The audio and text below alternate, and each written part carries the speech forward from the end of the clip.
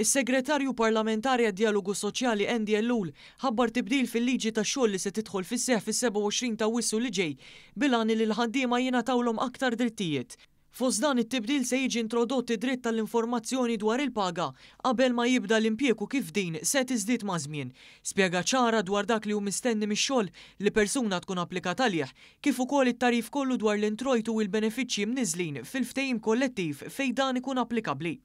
Waqt konferenza tal-aħbarijiet il-ġimgħa filgħodu Dr. Ellul innota kif bl-introduzzjoni ta' dritt tal-informazzjoni qabel l-ingaġġ il-ħaddiema li diġà jinsabu fl-impjieg se jkunu wkoll jistgħu jitolbu għall-informazzjoni dwar id-dħul gross annwali u r-rata ta' ħlas fis-sija dwar il-kategorija ta' ħaddiema li jwettqu l-istess xogħol tagħhom.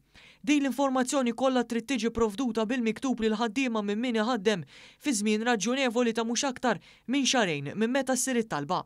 Ellul innota kif din il-miżura se sservi bħala tħejjija għall-employers biex jilħqu jirregolaw il-prattiċi tagħhom qabel l-implementazzjoni tad-Direttiva Ewropea dwar it-trasparenza fil-pagi li mistennija tidħol fis-seħħ is-sena d-dieħla.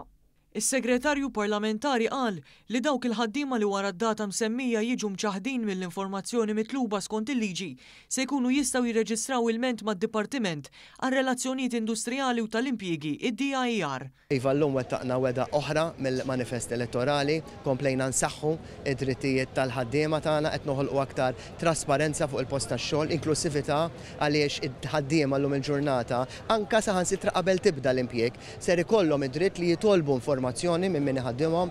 Min-naħa tagħha Rosalind Board, Chairperson tal-Employment Relations Board, innutat kif l-emendi fil-liġi se jassiguraw ċertezza lil ħaddiema.